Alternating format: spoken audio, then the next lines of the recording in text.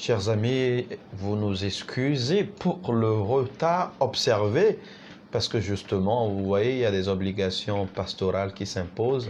On fait avec, mais merci d'avoir patienté pour nous avoir. Et nous sommes là pour vous, pour entamer cette série d'émissions pour vous autour du thème déjà énoncé. Pourquoi moi? Pourquoi moi? Et je voudrais vous remercier déjà pour votre promptitude à, à réagir et à poser des questions. Voilà. Alors, visualisant un peu, parcourant un peu vos multiples questions, j'ai voulu d'entrée de jeu repréciser les choses.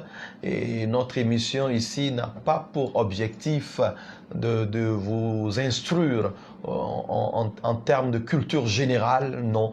Ce n'est pas pour vous instruire, pour vous donner des notions, des connaissances en termes de culture générale, de formation religieuse et autres. Non, c'est plutôt une formation spirituelle, c'est une thérapie, c'est comme une oreille attentive pour vous écouter essentiellement, comme vous irez voir un prêtre pour exposer un problème, difficulté, mais vous l'exposez dans l'anonymat et vous jouez le rôle de celui-là qui veut partager son expérience personnelle, son témoignage de vie avec les autres, ce que vous avez vécu dans votre fort interne, eh bien vous permettez à ce que nous venions partager cela avec les autres pour leur donner occasion de pouvoir aussi avoir les forces, les armes nécessaires pour réussir dans la vie, pour réussir leur vie, eh bien, arriver à combiner les deux, c'est très important. Et donc, je voudrais que vous arriviez à me poser les questions qui vous concernent, vos expériences, voilà. Donc, nous aurons certainement une autre rubrique où vous pouvez poser des questions d'ordre général.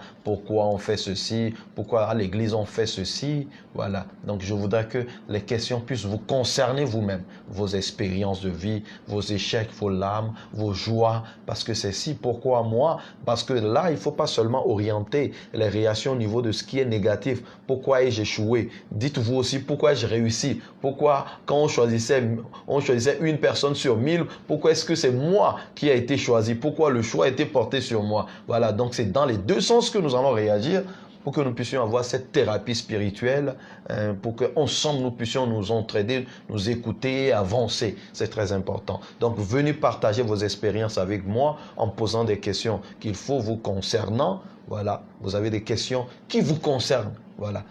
Voilà, donc c'est très important d'en arriver là. Des questions qui vous concernent, pas seulement pour nourrir voilà, votre intellect, vous voulez découvrir des choses pour vous-même, mais des questions qui vous concernent. Voilà, j'ai fait cette expérience, voilà, pourquoi est-ce que je fais ce genre de rêve? Voilà, donc au-delà des expériences qui vous ont marqué, il y a aussi ce que vous vivez par rapport à vous-même. Pourquoi est-ce que je fais ces rêves? Pourquoi est-ce que voilà, j'ai fait cette expérience? Est-ce que je suis prédestiné à vivre cela? Est-ce que je suis projeté? Est-ce qu'il y a une force qui me pousse à vivre ces choses? Vous pouvez poser ces genres de questions aussi. Donc, on peut aller jusque-là aussi. Voilà, c'est très important. Donc, ça ne va pas être essentiellement des questions d'éclaircissement au niveau des termes techniques de la foi, de la Bible, de la théologie de l'Église. Il y a une rubrique pour ça. Mais ici, nous voulons nous occuper les uns des autres comme des gens en situation, comme des gens qui vont à l'hôpital, qui ont besoin de soins, qui ont besoin d'être écoutés. Alors, posez les questions par rapport à vous-même et nous allons ainsi continuer avec vous ce cheminement qui est une spiritualité, qui est une thérapie, qui libère, qui élève et qui vous affermit davantage. Voilà les choses précisées et j'espère que vos réactions iront davantage dans ce sens-là. Et ensemble, nous allons voir comment nous entraider. Eh bien, le thème d'aujourd'hui a été déjà énoncé. Pourquoi moi, la souffrance du chrétien, la souffrance du chrétien face à l'injustice, à la douleur, à la maladie, la souffrance du juste. Voilà, si on peut se faire appeler ainsi, parce que finalement on se pose la question de savoir qui est le juste, qui n'est pas coupable. Qu'est-ce que nous ne méritons pas? Qu'est-ce que nous ne méritons pas d'avoir? Quelle est la punition que nous ne méritons pas d'avoir? Là encore, c'est un autre débat, carrément. Mais commençons ceci, tout simplement, à ce niveau. Parce que le chrétien, le bon chrétien qui est baptisé, confirmé, il est convaincu qu'il bénéficie de la protection de Dieu et que naturellement, il y a certaines choses qui ne devraient plus lui arriver. Voilà, le préalable, c'est cela. Le chrétien, parce qu'il prie, il se dit, mais grâce à la prière, et puisque je suis quelqu'un qui prie beaucoup, eh bien, grâce à ma dévotion, je ne devais plus avoir des problèmes. Je devais réussir à mes examens. Mes enfants doivent recevoir la bonne éducation, réussir aussi à leur examen. Je dois avoir des promotions dans mon service. Mes enfants doivent avoir de bons maris, bons conjoints ou bonnes conjointes. Mes enfants doivent être en bonne santé, tout comme moi-même. Mes enfants doivent être appréciés, bien portants physiquement et psychologiquement. Et puisque je suis chrétien, je suis quand même baptisé. J'ai été incorporé au Christ. Alors je dois avoir une belle vie. Parce que moi, au moins, je vais à l'église. Moi, au moins, je paie la dîme, je donne la dîme, je paie la dîme. Le denier du culte, j'ai un livre de catholicité bien rempli, propre. Alors, pourquoi est-ce que je ne dois pas bénéficier de ce que les enfants de Dieu doivent avoir? Ils sont bénis, les enfants de Dieu. Il y a donc comme une violence, comme un paradoxe. Lorsque on se dit chrétien et qu'on vit certaines situations. Voilà. Parce que justement, c'est ce que beaucoup croient. Il y a des gens qui se confessent régulièrement. Mon père, je me confesse régulièrement. Eh bien, je communie quotidiennement. Et voilà ce qui m'arrive. Ce n'est pas juste. Ce n'est pas juste. Ouais. Je vais à l'église tous les dimanches. Et encore mieux pour certains, tous les matins, tous les jours. Je lis la parole de Dieu. Je la médite profondément. Je fais le chapelet 1 fois par semaine, 2 fois par semaine, 3 fois par semaine. Et pour certains, les 7 jours. C'est un peu comme ce pharisien qui, devant Dieu dans le temple, a dit, je fais l'aumône, je fais ceci, eh bien, je te remercie parce que je ne suis pas comme le publicain là qui est derrière moi. Et il est à sa place, justement. Je crois qu'il a compris, Seigneur. Ouais, un peu la prière de ce pharisien qui se trouve devant Dieu, il se sent aimé de Dieu, il se sent dans les bonnes grâces de Dieu, et il dit, mais je te remercie parce que je ne suis pas comme celui-là qui est derrière, parce que lui-même, il sait où est sa place. Voilà pourquoi lui-même, il est derrière. Tu fais bien les choses, bon Dieu. Bon, lui, il est derrière, il a compris. Bon, je peux même te conseiller, bon Dieu, pour que prochainement, il soit sur le parvis, qu'il ne soit même pas... vous voyez un peu, voilà. On a tendance à croire qu'on mérite des choses, qu'on a des droits. Qu'on a des droits. C'est d'abord ce qui fausse un peu notre réaction, nos comportements vis-à-vis de la souffrance, en face de la souffrance. Parce qu'on croit que, eh bien, le fait qu'on soit baptisé, qu'on soit chrétien, qu'on soit pratiquant, nous libère de la souffrance. Et qu'on ne doit plus avoir certains problèmes. Parce que justement, l'autre vers, c'est qu'on croit que certains problèmes, eh bien, sont dus à des malédictions. Et nous avons été affranchis par le Christ et on ne doit plus subir ces malédictions parce qu'on croit que là, c'est une malédiction. On croit que certaines morts sont des morts vraiment diffamantes, humiliantes. On croit que certains échecs, certaines expériences de la vie ne sont pas réservées aux chrétiens. Et justement, on est offusqué lorsqu'on voit le chrétien qui souffre. Et là, on dit, où est son Dieu? C'est simple. Vous allez voir le Christ sur la croix, en train de souffrir. Et les bourreaux qui criaient, il a sauvé tant d'autres qu'il se sauve lui-même. Et d'autres qui disent, s'il est réellement le Fils de Dieu, eh bien, qu'il descende de la croix.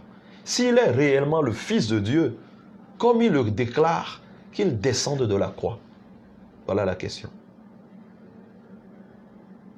S'il est Alors, on peut se dire, si tu es réellement chrétien, et c'est le monde qui t'interroge, ou bien qui est en train de te ridiculiser, ou de se moquer de toi, et dit, mais si tu es réellement chrétien, pourquoi cela t'arrive-t-il? Si tu es réellement chrétien, pourquoi tes enfants font-ils l'expérience de l'échec? Si tu es réellement chrétien autant que tu le dis, pourquoi ta femme fait un cancer et qu'elle est en phase terminale? Si tu es réellement chrétien comme tu le prétends, pourquoi est-ce que ta fille, ton unique fille, souffre du VIH-Sida? Si tu es réellement chrétien comme tu le prétends, pourquoi ton fils a-t-il perdu la raison, est devenu fou? Si tu es autant chrétien que tu le prétends, pourquoi as-tu mis au monde un trisomique? Si tu es autant chrétien, voilà, c'est comme le monde nous accuse par rapport à la souffrance. Nous sommes désarçonnés et nous nous posons des questions. Si tu pries autant que tu le dis, avec sincérité, pourquoi ton mari ne rentre pas vite à la maison? Pourquoi a-t-il déserté le foyer? Pourquoi a-t-il une maîtresse? Pourquoi a-t-il des enfants extra-conjugaux? S'il a des enfants hors du foyer, s'il ne rentre plus, s'il ne prend plus soin de vous, vous qui avez célébré le mariage chrétien à l'église et tout, alors vous vous posez des questions. Et là, c'est vrai, des fois on se dit, mais maman, papa, mais qu'ai-je fait de mal? J'ai reçu la bonne éducation, j'ai beaucoup prié, j'ai bien fait les choses, et pourquoi cela m'arrive-t-il? La question. Est-ce qu'il n'y a pas de la culpabilité dans nos vies? Est-ce qu'on est vraiment exempt de toute erreur? Car la conséquence du péché est la mort. N'avons-nous pas péché? On dit souvent que le juste, c'est celui-là qui est le pécheur pardonné. Et c'est celui qui pêche au moins 7 fois par jour. Une façon de parler. Ça veut dire simplement quelqu'un qui pêche. C'est un pécheur. Celui qui est justifié, c'est celui qui a été libéré du péché, pardonné. Et on a tendance d'abord à croire bien qu'on ne mérite pas ce qui nous arrive, du fait qu'on soit chrétien. L'autre question, est-ce que le fait qu'on soit chrétien nous soit carrément, catégoriquement, radicalement éloigné du péché? Est-ce que le chrétien ne pêche plus? Le chrétien lutte contre le péché, lutte contre les occasions du péché, fuit les occasions du péché. Mais est-ce que le chrétien ne pêche pas? Tu es chrétien, est-ce que tu pêches? As-tu commis un péché? Est-ce que tu pêches? Est-ce que tu peux faire des erreurs? Est-ce que tu as fait des erreurs? As-tu fait des erreurs? As-tu offensé quelqu'un? Lorsque tu fais une introspection, que tu vises réellement ton histoire, est-ce que tu as offensé quelqu'un? Est-ce que tu mérites ce qui t'arrive?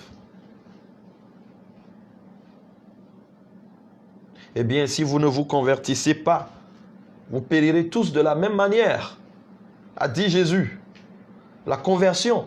En ce mercredi décembre, la conversion. Le changement de vie. Si le chrétien est constamment appelé à ce changement de vie, à un changement de vie, cela veut dire quand même que nous avons quelque chose à nous reprocher. Chacun a quelque chose à se reprocher. Chacun a quelque chose à se reprocher d'abord. Mais est-ce que les péchés ont ouvert la porte à ce qui nous arrive, à nos échecs, à nos douleurs, à nos peines, à notre misère? Est-ce que le péché a ouvert la porte à cela? Avons-nous péché pour mériter ce qui nous arrive? Jésus dira de cet enfant-là qui est né avec cet art, dont on a posé la question de savoir, est-ce que ses parents ont péché? A-t-il péché? Jésus a dit non, ni l'un ni l'autre.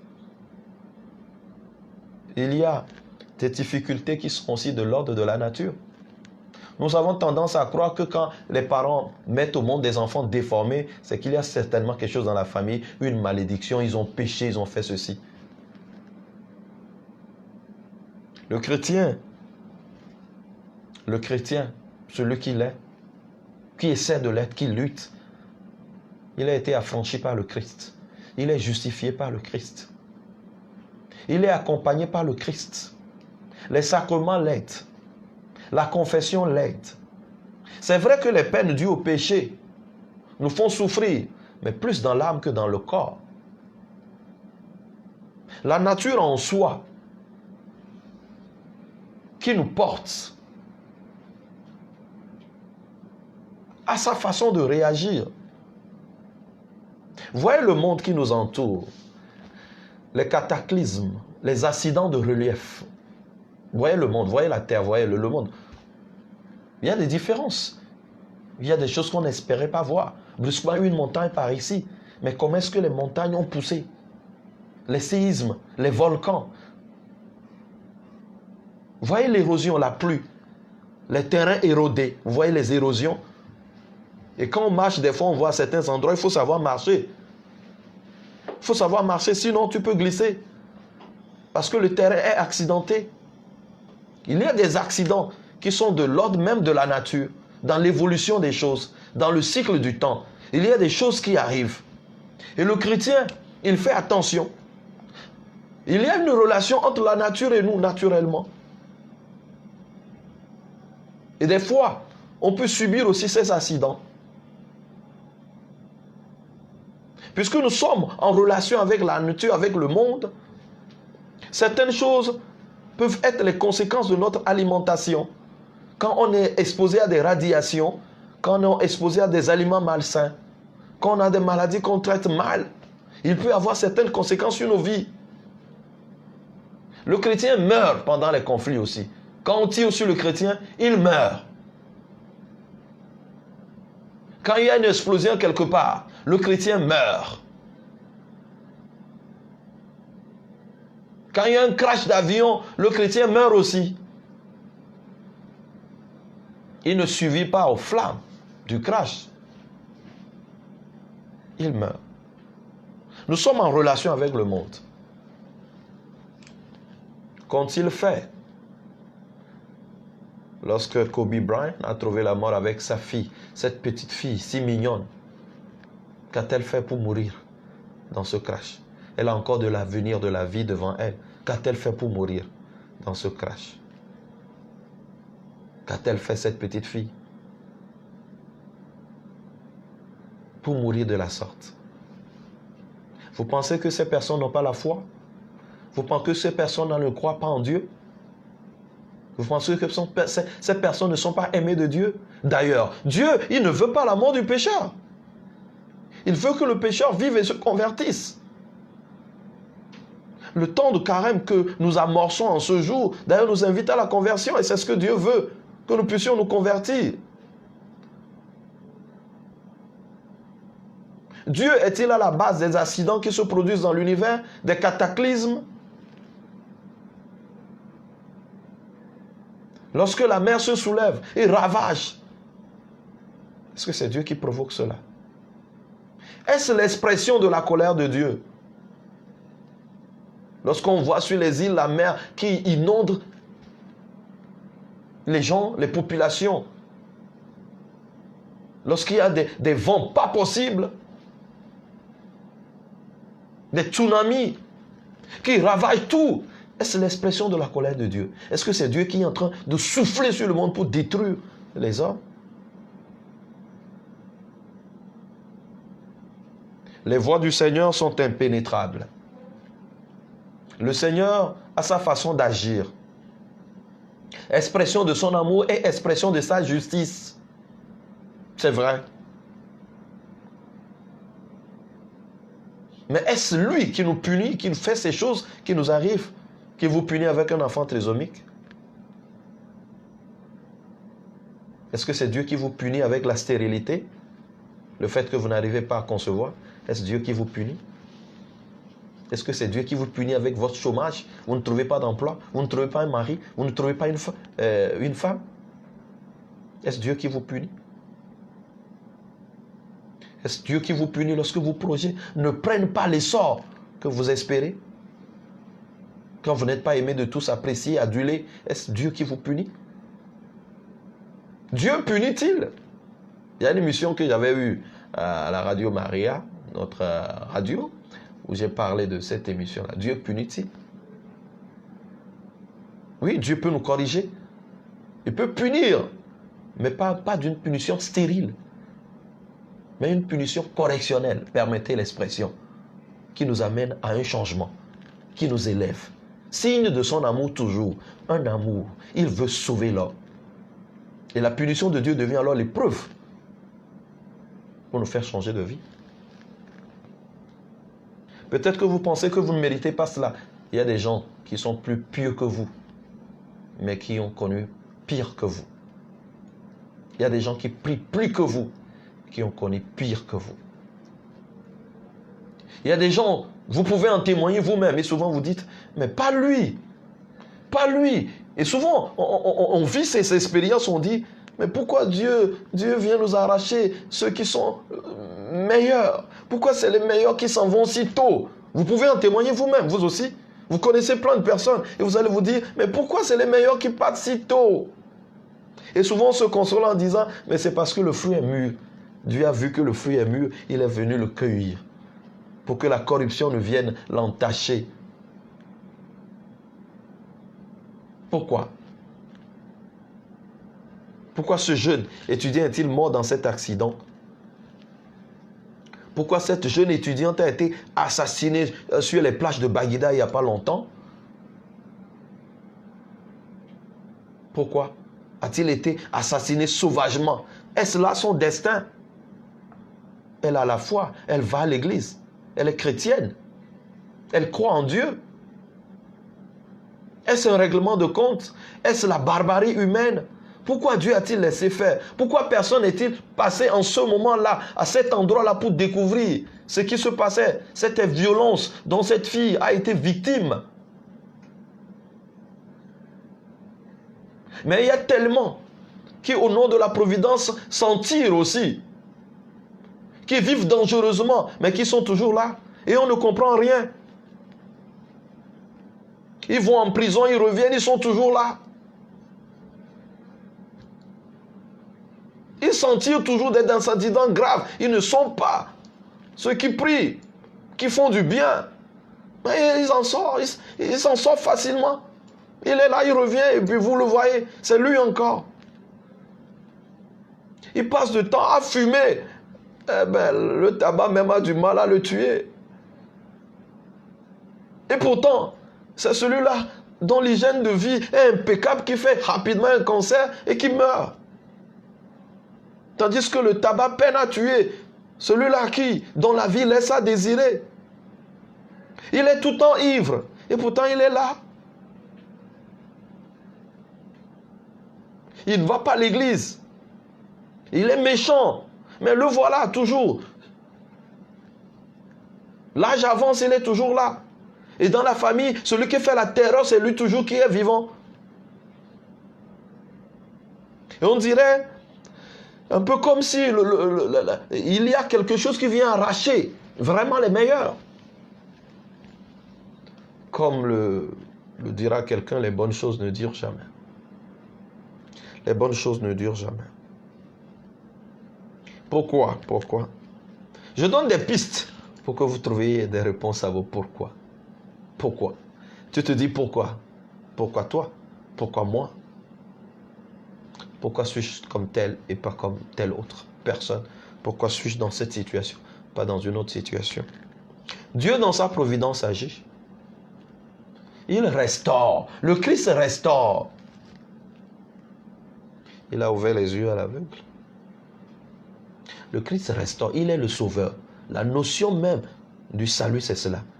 Il est le sauveur. S'il n'y a pas de Christ, en quoi serait-il notre sauveur? S'il n'y a pas d'interrogation, en quoi serait-il la réponse? Notre nature en soi, viciée par le péché, a besoin d'une restauration et c'est le Christ qui fait cela. Dieu ne provoque pas des situations pour revenir à notre rescousse, non. Comme on en voit quelquefois. Vous vous livrez à eux, eux-mêmes ils vous rendent malade et après ils viennent vous guérir pour vous garder. Ils vous manipulent. Vous allez dans leur église, ils vous rendent malade et après ils ont des visions pour vous guérir. Vous allez dans leur couvent, Ils vous rendent plus malade et après ils viennent pour vous guérir, pour vous garder, pour pouvoir mieux vous manipuler. Non, Dieu n'agit pas comme tel. Dieu ne permet pas les maladies pour revenir, pour jouer au sauveur. Il faut comprendre cela. Dieu ne permet pas les cataclysmes pour qu'on comprenne qu'on a besoin de lui. Non. Il n'a pas besoin pour que tu tombes malade, pour qu'il vienne te guérir, afin que tu puisses l'aimer davantage. Non, Dieu n'agit pas de la sorte. Nullement. Il ne fait jamais cela. Ce n'est pas Dieu qui a permis qu'on te gifle. Voilà. Et pour qu'il vienne dire, te consoler maintenant, oh comment, ah, il t'a giflé, il n'a pas bien fait, non. Il faut bien mettre les choses dans leur contexte. Il y a des faits qui sont carrément humains. Les faits de l'homme, dans sa perversité, dans sa méchanceté, dans sa négligence. Tu as été renversé par une voiture. Le conducteur était ivre. Est-ce que c'est Dieu qui l'a poussé à l'alcoolisme ou à s'enivrer avant de se mettre au volant? Il y a des choses qui sont des accidents, qui relèvent de la négligence de l'homme. La négligence. La négligence. Quand tu es malade, tu vas à l'hôpital et que le médecin traîne à venir et que le soin, tu as besoin d'oxygène et tout, on ne t'a pas donné le soin requis au moment opportun et ça a tourné mal. Est-ce que c'est Dieu qui a fait cela? Est-ce que c'est Dieu il a fait? Et tu te dis pourquoi cela t'arrive? C'est la négligence. N'oubliez pas, Caïn a tué Abel. Caïn a tué Abel. C'est l'homme qui détruit le prochain. Si la nature a autant rebelle aujourd'hui, c'est que nous sommes en train de provoquer la nature. Mais vous voulez quoi? Attendons-nous. Mettons-nous d'accord. Je ne suis pas contre la politique des grands travaux. Je ne suis pas contre quoi que ce soit. Mais vous convenez avec moi que quand on construit les quais, eh bien, la mer est repoussée. Et donc, naturellement, les plages plus vers Anéro, la mer va chercher de l'espace. Vous voyez? La mer, c'est ça. Quand on pousse la mer, on repousse l'eau. L'eau cherche de la place. Quelque part, forcément. Forcément, il y a des conséquences. Quand on provoque la nature, il y a toujours des conséquences. Vous voyez le cas de la couche d'ozone. Vous voyez pourquoi on a chaud davantage aujourd'hui? Il fait une chaleur caniculaire ces temps-ci. Et pourquoi? Cela est dû certainement au gaz à effet de serre, comme on le dit, qui ont rongé la couche d'ozone, les CFC 11 et les CFC 12. Et maintenant, on a plus de chaleur. C'est Dieu qui a voulu qu'on ait chaud. Si cette chaleur a provoqué une maladie à quelqu'un, a provoqué une déformation, c'est Dieu. Quand on dit pourquoi moi, il faut savoir aussi situer les responsabilités pour ne pas s'en prendre à Dieu inutilement. Lorsqu'on nous dit de réglementer les choses, mais qu'on n'arrive pas à réglementer, eh bien, la pêche, la chasse, eh bien, nous allons en subir les conséquences. Vous savez, il y a une loi qui régit l'écosystème. Vous savez ce qu'on appelle l'écosystème? C'est que, vous voyez, il y a comme un cycle alimentaire. Tout ce que nous voyons a son rôle, sa place. Vous voyez les salamandres, vous voyez les lézards, vous voyez les insectes, tout ce que nous voyons dans le monde a sa place, a son rôle à jouer pour l'équilibre de l'écosystème. Il y a des reptiles qui se nourrissent de certains insectes. Mais quand nous tuons ces reptiles, eh bien, il y aura davantage d'insectes. Et ces insectes-là vont nous rendre malades. Parce que, eh bien, leur population va s'exploser. Il n'y a plus de ces reptiles qui les mangent. Alors ces insectes-là vont devenir des dangers, des menaces pour nous. Parce qu'on a tué. Voilà. Et quand on fait disparaître aussi totalement ces insectes, eh bien, ces reptiles vont se nourrir de quoi? Ils vont changer d'alimentation. Ils vont provoquer encore un autre déséquilibre dans l'écosystème. Tout a été fixé par Dieu pour notre bien. Mais quand l'homme dans sa perfidie, dans sa méchanceté, agit sans conscience, on en subit les conséquences, tout simplement. Il faut alors situer la responsabilité de l'homme en face de sa propre souffrance. Tu ne l'as pas fait. Oui, ce n'est pas toi, mais ton frère l'a fait. Solidarité humaine oblige. Tu ne l'as pas fait, mais ton frère l'a fait. Toi, tu ne l'as pas fait, mais ta soeur a jeté les ordures dans les rigoles, dans les caniveaux. L'assainissement, la santé, les conséquences en suivent. Tu ne l'as pas fait, mais quelqu'un l'a fait. Quand tu passes et ça ne te dit rien, eh bien ça ne te dit rien parce que tu crois que ça ne va pas revenir dans ta maison, ça va revenir chez toi. L'eau va s'infiltrer. Les conséquences vont te suivre. Eh bien c'est ça. Quand tu passes, ces enfants qui s'amusent dans le quartier, toi tu mets tes enfants dans ta voiture, vous passez, vous les voyez jouer là, ils ne vont pas à l'école. Vous riez, les enfants les regardent, ah, ces enfants de pauvres. Ils vont devenir des délinquants plus tard. Tes enfants, quand ils vont finir les études, ils vont aller en Europe, dans les grandes universités, ils vont revenir construire les maisons. Ces enfants-là qui s'amusaient dans la rue, là, ça ne te disait rien. Tu n'as pas pu aider peut-être ces enfants aussi, les parents envoyaient ces enfants aussi à l'école et tout. Ces enfants vont devenir ces voleurs à main armée qui vont attaquer tes enfants plus tard, qui vont provoquer des désordres plus tard. Nous sommes tous liés. Les mêmes causes produisent les mêmes effets. Nous sommes tous liés, les choses se suivent. C'est une question de causalité. C'est un rapport de cause à effet. On a ignoré, on a oublié. Mais ça nous poursuit. Notre passé, nos actes nous poursuivent toujours.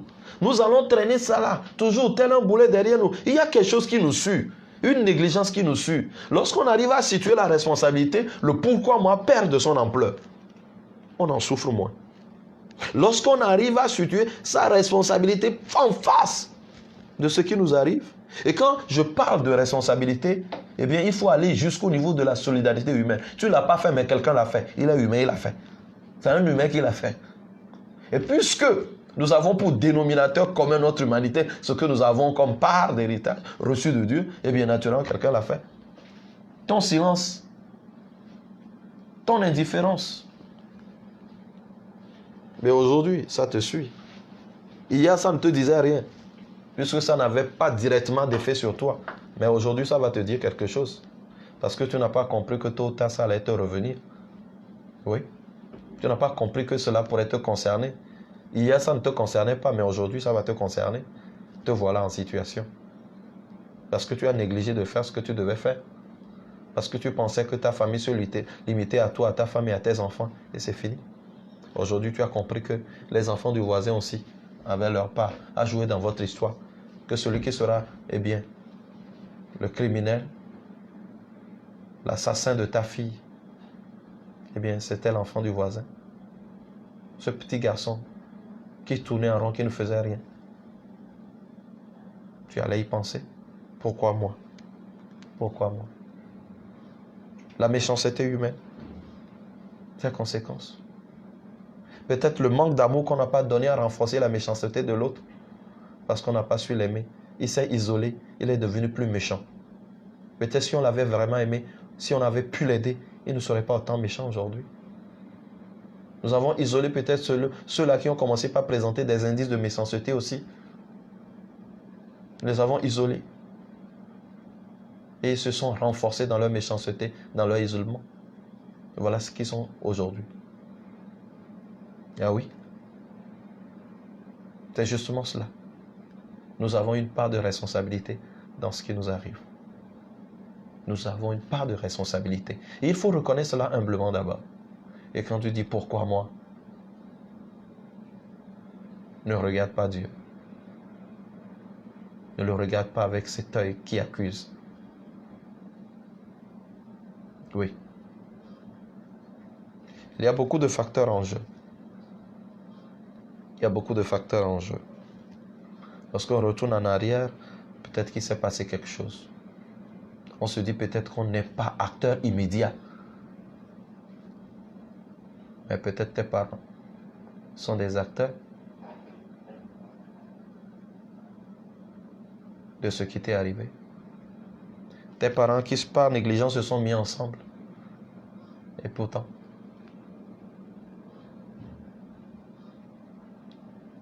ils savaient que leur union allait te donner cette maladie, que tu allais souffrir, de l'hématie, parce qu'on les avait prévenus. Certains, c'est par ignorance, certes, mais il y a une règle qui régit. C'est un peu comme l'équilibre dans l'écosystème. Cet équilibre-là, il y a cela aussi entre les humains. Il y a cet équilibre-là aussi entre les humains. Lorsque nous violons les codes, eh bien, nous nous retrouvons face à des difficultés. Lorsque nous n'arrivons pas à respecter les règles, eh bien, les conséquences vont s'en suivre, simplement. Tu connais bien ton registre sanguin, tu connais ton état. Il y a certaines choses qui sont arrivées, les parents ne savaient pas, parce qu'ils étaient mal informés. Mais aujourd'hui, toi, tu le sais. Pourquoi vas-tu te permettre d'avoir des enfants qui vont souffrir plus tard des maladies qui font très mal, des maladies aussi douloureuses telles l'hématie? On peut épargner cela aux enfants. C'est le bon Dieu qui l'a fait. Alors cet enfant disant, pourquoi moi? Il devait vous regarder, papa, maman, pourquoi m'avez-vous fait cela? Pourquoi m'avez-vous fait cela? Mais l'enfant dit, mais pourquoi moi? Pourquoi dois-je souffrir autant? Pourquoi dois-je mourir si jeune? Voilà. Nous avons tellement modifié le monde, modifié la nature, voilà, et qu'aujourd'hui, il y a des accidents et tout. Le monde comme tel, il y a toujours eu des accidents. Vous connaissez la théorie du Big Bang? Alors à un moment, il s'est passé des choses et puis la vie, telle qu'on la voit aujourd'hui, a commencé par s'ébranler pour nous donner ce que nous vivons aujourd'hui. Il y a toujours eu des accidents et ceci par cela. Nous ne sommes pas des accidents. Nous, les êtres humains, nous ne sommes pas des accidents. Mais nous pouvons provoquer des accidents qui vont faire souffrir les autres. Notre irresponsabilité peut provoquer des accidents qui vont faire souffrir les autres. Dieu est-il responsable de notre douleur, de notre peine? Non. Il en souffre autant que nous. Et quand tu dis, pourquoi moi, Dieu te dit, il dit aussi, ah, pourquoi toi, mon fils, sois courageux. Tu es victime de la méchanceté. Tu es victime des douleurs. Tu es victime du cycle infernal que les hommes ont établi pour leur propre intérêt. Quand tu dis pourquoi moi, Dieu dit oui, pourquoi toi mon fils? Pourquoi toi ma fille? Pourquoi toi? Pourquoi dois-tu payer? Oui. Pourquoi toi? Il souffre avec nous. Parce que Dieu, il ne peut pas se réjouir de la souffrance de qui que ce soit. Dieu ne peut jamais se réjouir de la souffrance de qui que ce soit, de la maladie ou de qui que ce soit. Dans ton cancer, il est avec toi. Dans ce rejet dont tu es victime, il est avec toi. Il est rejeté. Quand tu es rejeté, il meurt quand tu meurs. Et quand il meurt avec toi, parce que toi tu meurs en lui, parce que tu as vécu pour lui, alors cela devient un gain, la vie éternelle, le royaume des cieux, la résurrection. Telle est la promesse. Telle est la promesse. Telle est la promesse. C'est la réponse ultime du Christ. La restauration que le Christ a apportée, la réponse ultime du Christ, c'est cela. Je serai avec vous tous les jours jusqu'à la fin des temps. Qu'est-ce que ça veut dire? Je serai avec vous dans toutes les situations. Nous ne serons pas guéris de toutes nos maladies. Il n'y aura pas toujours des miracles. Les miracles, des signes pour nous renforcer. Mais il n'y aura pas toujours des miracles. Il n'y aura pas toujours des miracles. Il y aura des moments où le Christ va garder silence et nous allons faire l'expérience de la mort aussi. Voilà. Il n'y a pas longtemps, le berger national du renouveau charismatique du Bénin est décédé, encore jeune. Il a parlé en langue, il a eu des visions, il a fait des prophéties. Il a beaucoup fait, il est mort. Et on l'a enterré. Ce n'est pas une perte pour nous, c'est un gain. Parce que s'il a vécu pour le Christ, eh bien le Christ est mort avec lui pour qu'il jouisse de son triomphe sur la mort. Chemin tracé. Voilà la vie de l'homme. Voilà notre vie, la souffrance. Il faut alors arriver, au lieu de poser des interminables questions, pourquoi moi, à offrir nos souffrances au Père à Dieu, comme le Christ l'a souffert lui-même. Pourquoi suis-je togolais? Certains se posent ces questions-là, quelquefois. Pourquoi ne suis-je pas ghanéen, ivoirien? Pourquoi suis-je togolais? Mais Dieu t'a choisi pour ce pays. Tu as une semence pour ce pays et tu dois être le levain dans la pâte. Tu dois être le levain dans la pâte. Parce que avec toi, le Seigneur fera des choses merveilleuses ici. Tu as un signe pour ton temps. Dans cet espace-temps où le Seigneur t'a déposé, tu dois impacter sur le monde. Parce que les forts, les héros, ce sont ceux-là qui arrivent à encaisser et à donner de l'espoir à ceux qui désespèrent. À redonner courage à ceux qui pleurent, à ceux qui ont envie d'abandonner. Pour que tous nous puissions aller jusqu'au bout dans ce combat. Pour que tous nous puissions aller jusqu'au bout. Il est légitime de se poser la question en face de la souffrance, en face de la maladie. Pourquoi moi? C'est légitime. Mais il ne faut pas rester là. Il ne faut jamais rester à cette étape du pourquoi moi. C'est élémentaire. Excusez-moi l'expression, mais c'est élémentaire. Il faut aller plus loin. Celui qui prend de la hauteur, il ne reste plus sur les pourquoi moi. Mais il offre la souffrance à Dieu. Il offre sa souffrance, il offre son échec à Dieu. Il dit, mais Seigneur, merci pour tout. Merci Seigneur pour tout. Il arrive à dire, merci Seigneur pour cette peine aussi. Merci Seigneur pour cette épreuve aussi. Oui, parce qu'il ne faut pas oublier aussi l'épreuve. Parce que la souffrance, l'épreuve des fois, le Seigneur passe par ce canal pour nous éprouver, pour nous épurer, pour nous élever. C'est pour notre rédemption. Et Saint Paul le dit également. Achevez dans la chair, dans notre chair, ce qui manque aux souffrances du Christ.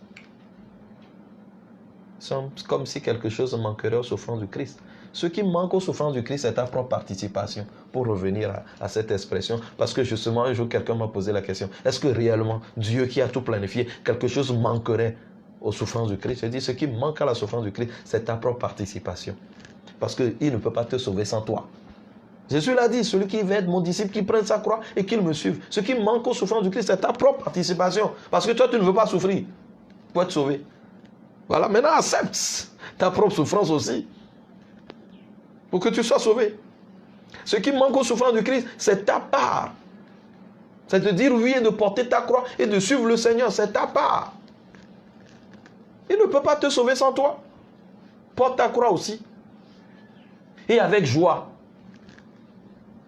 Le Christ ne se plaignait pas quand il portait la croix. Il a été jusqu'au bout. Il en souffrait. Mais il a pardonné. Il a pardonné. Ça veut dire qu'il n'était pas marqué négativement au point de devenir méchant, négatif, hargneux, vindicatif. Vous imaginez quand on est un peu offensé, comme on dit, nous comme hommes de Dieu, on dit, mais écoute, c'est à moi, le prêtre, qui l'a fait ça. Dieu va lui montrer, soit je ne suis pas prêtre. Des fois, on en arrive là aussi. C'est humain. Il comprendra qu'on ne fait pas ça à un prêtre. Mais je suis quand même un homme de Dieu. Comment il peut me diffamer de la sorte? Un peu comme un jeune a voulu ridiculiser son excellence, Monseigneur Poduro. Situation désolante. Des gens qui pourraient dire, mais comment peut-il se prendre un homme de Dieu à un prélat? Au-delà des aspects politiques et ces considérations, moi je viens simplement à l'exemple ici, de voir un jeune homme qui s'attaque à un prélat. On se dit, mais est-ce qu'il peut s'attaquer à un prélat? Et je le dis bien, au-delà des considérations politiques et tout, et libérez-moi de ces considérations. Revenez à l'exemple seulement que je suis en train de donner. Et de voir la réaction, par exemple, d'un prélat qui peut dire, mais comment peut-il me parler de la sorte? Mais au-delà de tout ce qui est sublime, c'est que le Christ, au-delà de cette souffrance, il pardonne. On pardonne. Il pardonne. Voilà. Et nous aussi, quand nous portons notre croix, nous ne devons pas être vindicatifs. Nous ne devons pas nous énerver au point de vouloir nous venger sur l'autre. Nous devons arriver alors à pardonner le Christ, à comprendre que c'est notre part, c'est notre contribution, c'est notre collaboration avec le Christ en vue du salut du monde. Et je crois que tous ceux-là qui sont victimes des injustices comprennent aussi que c'est leur part de collaboration pour le salut du monde. Collaborer avec le Christ pour le salut du monde. Nous ne sommes pas en train de justifier l'injustice, non. Le Christ a dénoncé l'injustice, non. Il a dénoncé l'injustice. Nous ne sommes pas en train de cautionner l'injustice, s'il vous plaît. Non. Pas encourager le méchant dans sa méchanceté, mais à encourager le chrétien qui a été offensé à rester positif, à offrir le pardon à celui qui l'a offensé et à continuer le chemin, à ne pas s'arrêter et à continuer son chemin. Parce que devant lui, il y a un chemin tracé. Le Seigneur lui a tracé un chemin. Le Seigneur lui dit, mais viens, mon fils, ne t'arrête pas. Viens, mon fils, ne t'arrête pas. Tu ne dois pas t'arrêter. Tu ne dois pas t'arrêter là. Tu dois continuer. Voilà. C'est très important. Non pas cautionner la méchanceté. Loin de là. Et qu'on passe son temps à faire souffrir l'autre sciemment, c'est de la perversité. C'est cynique. Et que certains soient conscients et qui passent leur temps à envoûter les autres, à les rendre malades. Nous devons prier pour ces personnes-là. Parce que c'est aussi l'occasion. Prions pour la conversion de ces personnes-là. Parce que rien ne justifie cela aussi. Qui passent le temps à faire souffrir les autres. Tu fais souffrir l'autre, qui souffre et qui se dit, mais pourquoi moi? Et c'est toi qui en est la cause. C'est triste de voir un chrétien qui souffre réellement, qui se sent si vulnérable, qui dit, mais pourquoi moi, Seigneur? Et c'est à toi qui es la cause de sa souffrance. Tu dois te convertir. Et je dois me convertir. Si, devant le pourquoi moi du chrétien, pourquoi moi Seigneur, c'est toi qui en es la cause, nous devons changer. Le temps de carême, c'est un temps de conversion. Et puisque cette émission vient ce mercredi des cendres, ben, tenez, je crois que c'est à point nommé. Nous devons changer alors. De ne pas être les bourreaux. Nous ne devons pas être les bourreaux de ceux qui souffrent. Mais nous devons être les Simons de Cyrène qui aident à porter la croix. Soyons les Simons de Cyrène. Quand quelqu'un arrive au point où il dit, mais pourquoi c'est un désastre, il faut venir le dire, tu n'es pas seul. Tu n'es pas seul. Oui, tu n'es pas seul. Et il y a un artiste qui a dit, quand quelqu'un souffre, il croit qu'il est le seul à souffrir. Mais quand quelqu'un souffre, il vient te narrer sa souffrance. Eh bien, quand toi aussi tu as des expériences, tu peux partager ces expériences avec lui. Il se rendra compte que sa souffrance est moindre par rapport à ta propre souffrance. Par rapport à la tienne. Voilà. Par rapport à la tienne, tu comprends réellement que réellement, il y a dans la vie d'autres choses encore. Et c'est très important d'en être conscient. Et d'avancer au large. Et d'avancer au large. Oui. Dieu n'est pas en train de te punir. Il peut laisser faire pendant un moment, le temps que tu puisses prendre conscience de ta misère et que tu cries vers lui. Père, sauve-moi. Comme l'enfant prodigue. Il est revenu. Père, je ne mérite pas. Voilà. Parce qu'il s'est éloigné. Et l'éloignement a provoqué sa famine, sa douleur. Il a été déshumanisé. Réduit à l'état de l'animal, voulant manger ce que les cochons mangeaient. Mais il est revenu. Dieu peut laisser faire pour que tu prennes conscience que tu n'es rien sans Dieu, que tu n'es rien sans lui, pour que tu puisses revenir, pour que tu puisses crier, mais Père, sauve-moi. Alors, il y a le fait de rester là, dit, mais pourquoi moi, Seigneur? Il faut arriver à la prière, en transformant cela aussi à la prière. Seigneur, je t'offre ma souffrance. Seigneur, je te bénis, car tu es bon pour moi. Je te bénis pour cette expérience que tu me fais traverser parce que tu m'élèves. Je te bénis parce que tu me permets de goûter à la souffrance de ton Fils Jésus-Christ.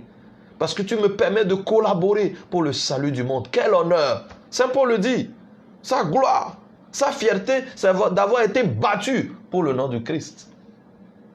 D'avoir subi des sévices corporels, des naufrages pour la cause du Christ. Voilà. On peut en arriver là. Parce que le pourquoi moi peut être stérile. Mais d'arriver à transformer le pourquoi moi en une prière, en un don de sa souffrance, de sa misère. On peut offrir sa souffrance pour la conversion des pécheurs, pour le pardon de ses propres péchés antérieurs et même actuels. Parce que je n'aime pas qu'on prie pour les péchés futurs. Ça, c'est prémédité. On ne peut pas se foutre de la gueule de Dieu. On ne prie pas pour les péchés futurs. Non. On prend la ferme résolution. C'est ce que nous faisons quand nous allons nous confesser. On prend la ferme résolution de ne plus recommencer. Non pas en étant conscient qu'on va quand même recommencer, mais quand même, de bonne foi, on a pris la ferme résolution de ne plus recommencer. On compte sur le secours de Dieu. On compte sur la grâce de Dieu pour ne plus recommencer. Le pourquoi moi serait stérile si on n'arrive pas à transformer cela, à offrir cela à Dieu. C'est très important. Les causes, les responsabilités sont toujours partagées. Alors, chers amis, je voudrais réellement que nous arrivions à prendre de la hauteur par rapport à tout ce qui pourrait nous arriver aujourd'hui. Dans notre histoire, dans notre vie, dans notre pays, le Togo par exemple en ce moment, vous allez vous dire, mais est-ce que Dieu est de notre côté? Dieu, il est le Père de tout le monde. Il est le Père de notre nation. Au-delà de qui que ce soit, Dieu est le Père de notre nation. Il ne cautionne pas le mal, mais il soutient ce pays. Il a une histoire, il a un plan pour ce pays. Il ne cautionne pas la méchanceté. Il ne cautionne pas les guerres. Il cautionne la paix. C'est le prince de la paix. Et il nous apporte l'amour. Pour que réellement l'amour triomphe en toute situation. Que l'amour triomphe dans toutes les situations. Que nous arrivions toujours à nous voir comme des frères. Parce que réellement, s'il y a l'amour, nous avons la solution à tout. Si nous arrivons à nous aimer sans discrimination, sans tribalisme, sans xénophobie, eh bien, voilà. Si c'est parce que tu trouves un emploi, tu ne trouves pas d'emploi et que la cause c'est que quelqu'un te rejette par xénophobie, par tribalisme, eh bien, nous allons prier pour que celui-là change aussi. Pour qu'il puisse te voir comme un frère et qu'il te donne ce qui t'appartient. Tout simplement. Et si c'est toi, tu dois changer, c'est tout. Si tu n'arrives pas à partager, partage. Partage. Si c'est à cause de toi que quelqu'un souffre et quelqu'un ne trouve pas à manger, dis mais pourquoi? Voilà, aide. Peut-être tu t'es isolé de ta famille, de tes frères, tu as pris tout l'héritage, mais c'est le moment. Il faut rétrocéder ce qu'on a arraché à l'autre. C'est très important. Et nous sommes tous en situation. Nous pouvons y arriver. Pour que quelqu'un ne soit pas dans le pourquoi moi alors que nous en sommes la cause. Ce n'est pas Dieu. Alors, chers amis, voilà les pourquoi moi, et puis la façon dont vous allez l'exprimer va me permettre de revenir encore. Va me permettre de revenir encore pour vous éclairer davantage. Là, j'ai planté carrément le décor avec le pourquoi moi-même dans sa totalité, dans sa généralité. J'ai touché un peu à tout pour vous inciter, pour que vous puissiez revenir avec des témoignages, parce que je vais travailler avec vos témoignages et nous, ensemble, nous allons voir. Est-ce que cette situation, est-ce que ça peut avoir un sens? Est-ce qu'on peut s'y prendre autrement? Voilà, c'est ça. Très important. C'est très important. Je vous attends. Réagissez avec vos histoires personnelles. Vous pouvez venir avec vos histoires personnelles. Nous allons lire les histoires, les témoignages ici. Avec, voilà, est-ce que c'est juste ce qui m'arrive? Et ensemble, nous allons réfléchir pour voir. J'attends réellement, j'attends vraiment que vous partagiez vos expériences avec moi. Racontez-moi vos histoires. Ce que vous n'acceptez pas. Ce que vous n'arrivez pas à comprendre. Venez avec les témoignages. Prenez pour base l'émission que nous venons que nous sommes en train de vivre en ce moment. Voilà. Et racontez votre histoire. Venez me raconter votre histoire, votre vie. Avec le grand pourquoi. Et nous allons revenir, nous allons partager votre expérience avec les autres. et nous allons ensemble réfléchir à partir de vos expériences, à partir de vos témoignages, de ce que vous avez vécu. Vous pouvez témoigner, vos témoignages vont édifier les autres. Lorsque vous allez dire, mais écoute, j'ai vécu cela, j'ai vécu ceci, mais quand on arrive à voir finalement que c'est pour la gloire de Dieu et le salut de votre âme, nous allons bénir ensemble ici le nom du Seigneur. C'est le but. Nous allons bénir ici le nom du Seigneur. Voilà. Venez et vous allez vous soulager. Vous allez bien vous sentir après. Vous allez bien vous sentir après parce que dans cette expérience que vous allez partager avec nous, nous allons ensemble découvrir que c'était pour la gloire de Dieu. C'était pour glorifier le nom de Dieu. Nous allons ensemble découvrir cela. Et peut-être ensemble, nous allons découvrir qu'il faut que nous prions pour quelqu'un, que nous prions pour ton bourreau. Que nous prions pour la conversion de ceux-là qui sont en train de te persécuter. Et tu vas comprendre que prier pour son ennemi, aimer son ennemi n'est pas facile. Mais ensemble, nous allons trouver la force et l'énergie nécessaires, comme le Christ nous l'a recommandé, à pouvoir aimer pour nos ennemis et prier pour ceux qui nous persécutent. C'est ce que Jésus nous demande. Et ici, nous allons trouver ensemble. Mettre dans la main les forces de pouvoir y parvenir. Tu n'y parviens pas parce que tu as juré que tu ne vas pas pardonner. Oui, peut-être nous allons t'aider à découvrir qu'en réalité, tu n'es que l'auteur de tes propres souffrances. Et ensemble, nous allons prier pour ta conversion, pour que tu accuses moins Dieu et que tu prennes vraiment tes responsabilités. Je suis content d'être avec vous et je vous donne rendez-vous pour un prochain numéro de notre émission « Pourquoi moi, Padre ?» Venez avec vos témoignages, nous allons lire vos témoignages et nous allons nous servir de vos témoignages pour relancer et édifier les autres. Nous allons prendre des résolutions, nous allons aller de l'avant dans la foi. Que le Seigneur vous bénisse. Shalom, soyez dans la paix et qu'à la prochaine, nous soyons toujours en bonne santé pour continuer ce parcours. Nous allons au ciel et nous allons tous parvenir. Soyez bénis de la part de notre Seigneur Jésus-Christ. À la prochaine.